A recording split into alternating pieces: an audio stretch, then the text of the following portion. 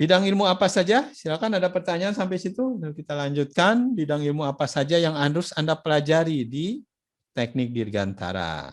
Untuk menjadi seperti Elon Musk banyak sekali yang harus dipelajari ya. Aerodinamik.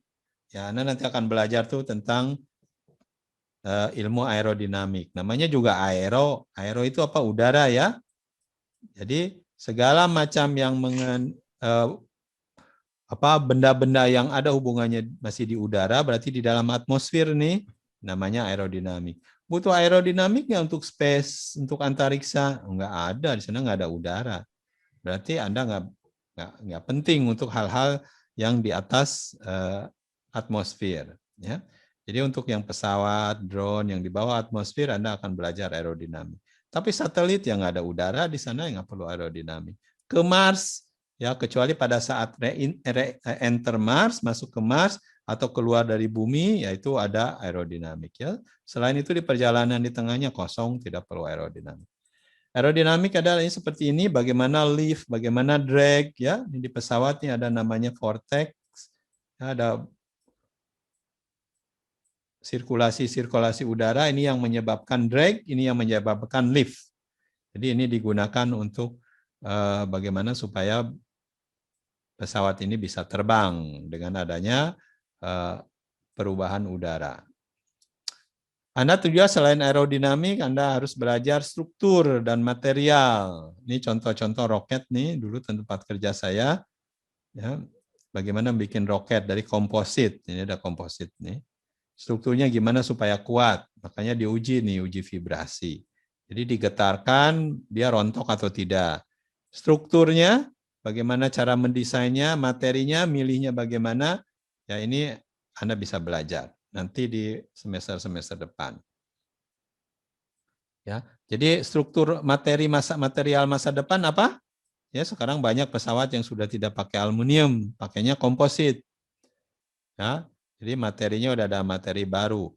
Ya, nanti kebanyakan ke depannya ada materi-materi yang baru lagi seperti materi nanomaterial, sesuatu yang memang tidak ada di alam tapi dibuat ya secara sintesis.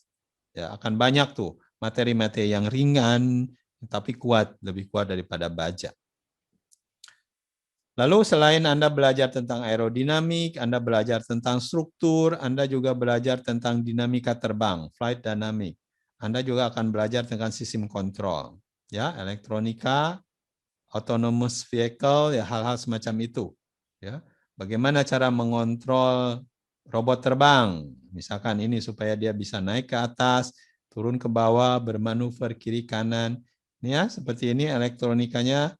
Pas saat dia dimasukin ke sini, misalkan terganggu enggak itu dengan interferensi yang lainnya, ya, dan lain-lain. Ini banyak pelajarannya. Jadi Anda akan belajar nanti di dinamika terbang dan sistem kontrol, ya, bagaimana mengontrol benda-benda terbang. Propulsi, sistem propulsi, ya. Sekarang ini mungkin kebanyakannya Anda lihat sistem propulsi pakai mesin bakar, ya. Tapi kedepannya akan banyak tentang listrik. Kalau di antariksa, Anda akan banyak belajar tentang roket, karena hanya roket yang bisa mendorong, ya, roket plasma, ya hal semacam itu. Karena tidak ada udara, ya. Jadi ini cara bikin roket waktu itu di LAPAN, ya. Kalau Anda ingin belajar bikin roket, ya, bikin sistem propulsinya, di gaya dorongnya, Anda harus ke LAPAN, belajarlah di sana. Ya, ini adalah mesin cetaknya. Ya, ini hasil propelannya. Ini ada mesin cetaknya di sini, lalu keluar tuh dimasak lah tanda petik. Jadi itu propelan seperti ini.